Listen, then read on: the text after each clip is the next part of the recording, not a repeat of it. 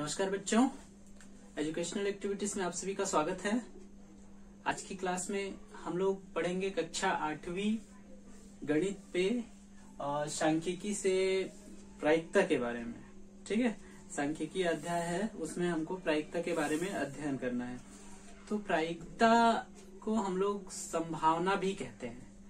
संभावना जैसे हम लोग व्यक्त करते हैं ना, जैसे बहुत सारा बदल दिख रहा है ना, अंधेला हो रहा है, बदली आ रहा है, तो हम लोग ये संभावना व्यक्त करते हैं कि पानी गिरेगा, है ना। जैसे अक्टूबर या नवंबर महीने में अगर हमको हल्का सा बदली तो पानी गिरेगा, ऐसा कुछ एकदम संभावना व्यक्त नहीं करते हैं। ठीक है, जैसे कि इसका कुछ उदाहरण हम लोग देख सकते हैं।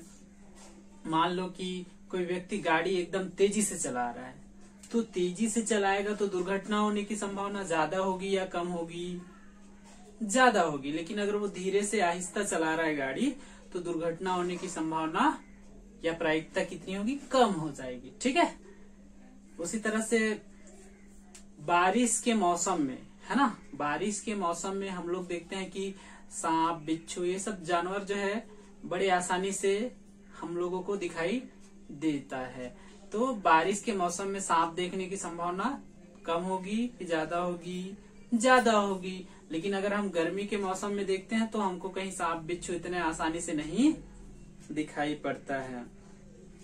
ठीक है, जहाँ पे पेड़ ज्यादा होते हैं, जहाँ पे वृक्ष ज्यादा होते हैं, जहाँ पे जंगल ज्यादा होता है, वहाँ बारिश ज्यादा होने की संभावना कम होगी कि ज्यादा होगी? है ना, अधिक बारिश होगी ना जहाँ पे जंगल होगा, तो हाँ, तो संभावना ज्यादा हो जाएगी। ठीक है, मान लो की बात है, अगर हम एक सिक्का को उछालते हैं, ठीक है, सिक्का को अगर ऊपर फेंकते हैं तो सिक्के के दो पहलू होते हैं, एक चित और एक पट।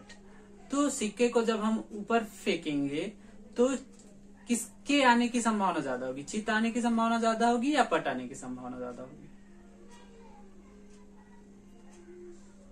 न तो चिट आने की संभावना ज्यादा होगी और न ही पट आने की संभावना ज्यादा होगी, क्योंकि दो पहलू है, उछाल रहे हैं तो दोनों में से एक आएगा। कहने का मतलब दोनों की संभावना बराबर होगी, या कह सकते हैं कि आधी आधी होगी। एक सिक्का है, दो पहलू है, मतलब दो भाग में बट गया है ना, तो चित आने की संभावना आधी होगी और पट आने की संभावना भी आधी होगी। तो यही संभावना जो है वो प्रायिकता कहलाता है। कहने का मतलब अगर हम एक सिक्का को उछालते हैं हम लोग, तो चित आने की संभावना, चित आने की प्रायिकता आधी होगी और पट आने की भी प्रायिकता आधी होगी। तो हम लोग उसे गणितीय रूप में किस तरह से हल करेंगे ये देखते हैं।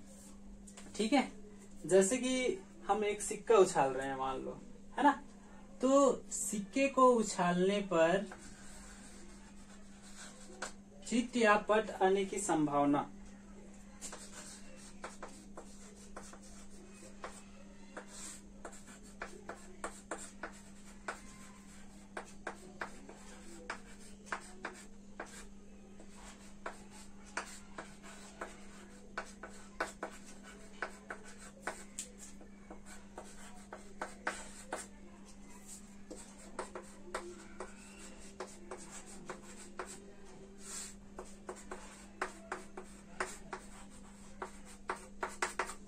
एक सिक्का अगर हम उछालते हैं तो उसमें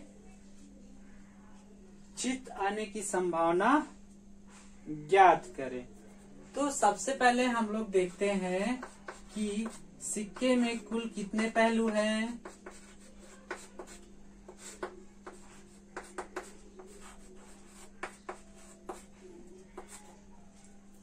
कितने पहलू हैं? दो पहलू, है ना, एक चित और एक पट। ठीक है, चित कितना है उसमें? चित एक है, तो चित आने की संभावना क्या हो जाएगी? टोटल दो पहलू है, दो में से चित कितना है? एक है, तो चित आने की संभावना हमारा क्या हो जाएगा? 1/2।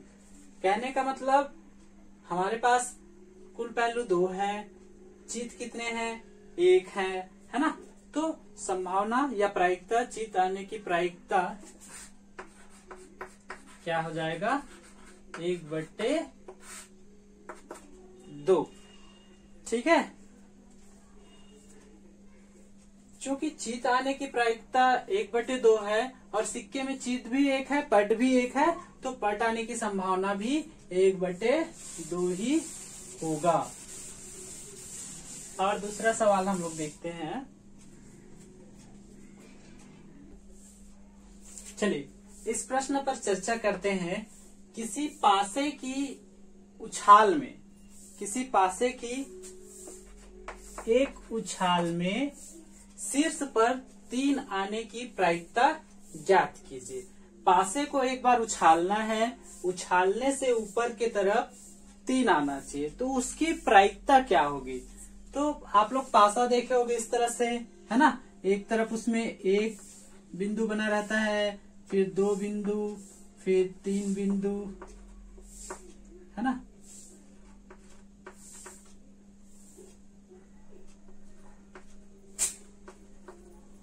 और अंदर की ओर, पीछे की ओर 6 बिंदु। इस तरह से पासे में 1 2 3 4 5 6 जो है अलग अलग बिंदु अंकित होते हैं। तो और उसमें से 3 कितना होता है, 1 होता है। तो फिर से देखते हैं हम लोग कैसे लिखेंगे इसको। पासे में कुल कितने फलक होते हैं, 6 फलक होते हैं, है ना। 6 फलक का मतलब कुल संभावना क्या हो गया, 6। पासे में कुल 6 फलक होते हैं, है ना, जिनमें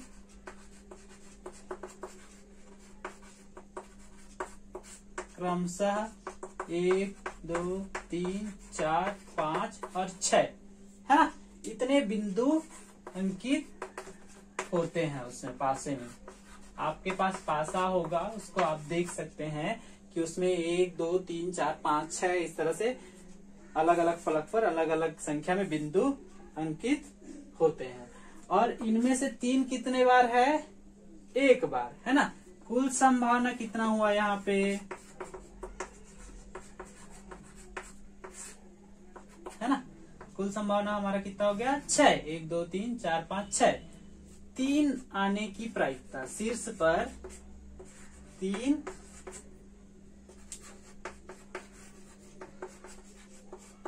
आने की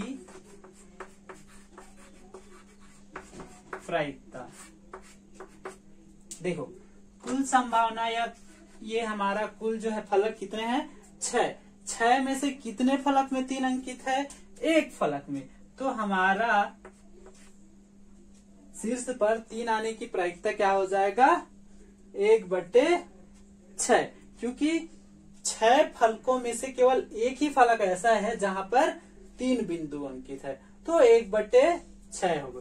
उसी तरह से अगर हम लोग ये शीर्ष पर 2 आने की संभावना भी 1/6 होगा, शीर्ष पर 4 आने की संभावना भी 1/6 होगा, क्योंकि सब 1 बार है ना। तो 1/6 इस तरह से इसके संभावना होंगे। 1 आने की संभावना भी 1/6 होगा, या 6 आने की संभावना भी 1/6 होगा। लेकिन अगर इस प्रश्न को किसी दूसरे ढंग से पूछता है, जैसे कि मान के चलो यहाँ पे किसी पासे की एक उछाल में शीर्ष पर 3 आने की संभावना, यहाँ पे 3 आने की प्रायिकता बोल रहा है, इसके जगह अगर बोले कि सम संख्या आने की प्रायिकता या विषम संख्या आने की प्रायिकता, तब उस कंडीशन में हमारा प्रश्न थोड़ा सा अलग हो जाएगा। देखो यहाँ पे सम अगर बोलता है, यहाँ पे सम आने की प्रायिकता कितनी है, ठीक है। तो हमको देखना पड़ेगा कि फलक में कितने फलक सम है। तो यहाँ पे हम लोग देख सकते हैं, ये 1 फलक, ये 2 फलक और ये 3 फलक। 3 फलक हमारे पास सम है। उस कंडीशन में हमारे पास जो है शीर्ष पर सम आने की प्रायिकता क्या हो जाएगा, 3/6। 3/6 को हम लोग सरल कर लेंगे तो वो हो जाएगा 1/2। इस तरह से अलग ढंग से भी प्रश्न हमसे पूछा जा सकता है, ठीक है। इसके आगे एक और प्रश्न देखते हैं। चलिए ये प्रश्न है हमारे पास, ताश की गड्डी, है ना। ताश की एक गड्डी है, उसमें से बिना देखे, हमको देखना नहीं है, बिना देखे एक पत्ता खींचना है, ठीक है। ताश की गड्डी रखी हुई है, उसमें से बिना देखे हमको एक पत्ता खींचना है। उस पत्ते की बादशाह होने की प्रायिकता ज्ञात कीजिए। अब इस प्रश्न को अगर हमको हल करना है तो ताश के पत्तों के बारे में हमको जानना होगा। ठीक है, तो ताश के पत्तों के बारे में थोड़ा सा बेसिक अपन देख लेते हैं। ताश में 4 तरह के पत्ते होते हैं। किस किस तरह के पत्ते होते हैं?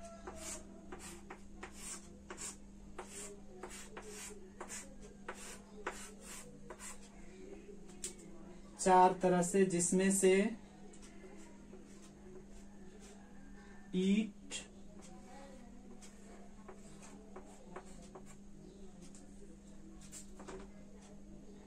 चिड़ी, पान, हुकुम, इस तरह का 4 प्रकार का उसमें चित्र अंकित किया हुआ रहता है। मतलब 4 प्रकार के उसमें पत्ते होते हैं। ठीक है, और प्रत्येक के कितने कितने पत्ते होते हैं? 13 पत्ते होंगे।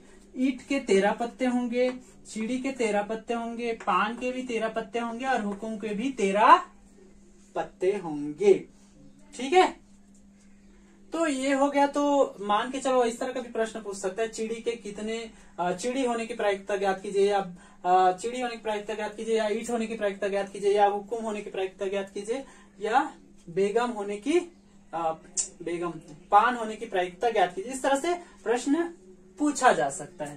तो इसके कितने कितने प्रकार होते हैं? पहले तो 4 प्रकार, 4 में से सबके 13 पत्ते होते हैं। उसमें से एक का है ना, फिर 2, 3, 4, 5, 6, 7, 8, 9, 10 इस प्रकार से। उसके बाद उसमें गुलाम, ठीक है, बेगम, बादशाह, तो 13 हो गए। एक का हो जाता है, फिर 2, 3, 4, 5, 6, 7, 8, 9, 10, ये 10 तक उसमें अंकित रहता है। जैसे इसका मान लो 10 का पत्ता है तो 10 ईट है ना, उसमें छपा हुआ रहता है। इसके बाद हो जाता है गुलाम, बेगम, बादशाह। ठीक है, तो हमको क्या बोला जा रहा है? बादशाह होने की प्रायिकता ज्ञात कीजिए। अब देखो, इसका भी एक बादशाह होगा, इसका भी एक बादशाह होगा, इसका भी एक बादशाह होगा, इसका भी एक बादशाह होगा। तो कितने बादशाह होंगे? 4 बादशाह होंगे। सबके 4 पत्ते होंगे। एक का के भी 4 पत्ते होंगे, दुक्की के 4 पत्ते होंगे, है ना। तो सभी के 4 पत्ते होंगे। गुलाम के भी 4 होंगे, बेगम के भी 4 होंगे, बादशाह के भी 4 पत्ते होंगे। 4 में से एक चिड़ी का होगा, एक ईट का होगा, एक चिड़ी का होगा, एक पान का होगा, एक हुकुम का होगा, है ना। तो इस तरह से ये जो बेसिक नॉलेज है ताश के बारे में वो हमको पता होना चाहिए, तब हम इसको हल कर सकते हैं। ठीक है, ताश की गड्डी में कुल कितने पत्ते होते हैं? 52 पत्ते।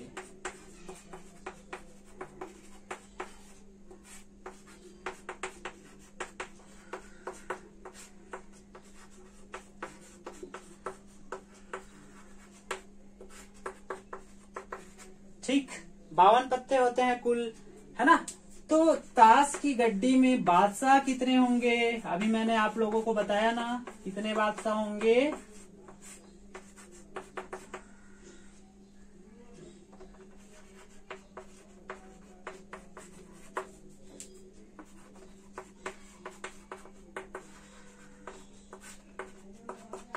4 बादशाह होंगे। ठीक है, तो अब अगर पूरे ताश की गड्डी में से एक पत्ता बाहर खींचा जाता है ना, एक पत्ता वहां से खींचा जाता है, तो उसके बादशाह होने की प्रायिकता क्या होगी?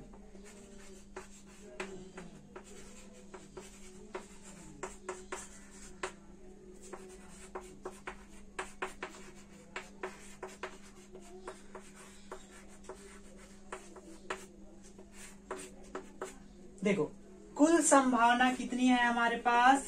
52 पत्ते हैं, तो 52 संभावना, टोटल संभावना, है ना। उसमें से बादशाह कितने हैं? 4 है। तो बादशाह होने की प्रायिकता क्या हो गया, 4/52। अतः एक पत्ते खींचने पर, है ना,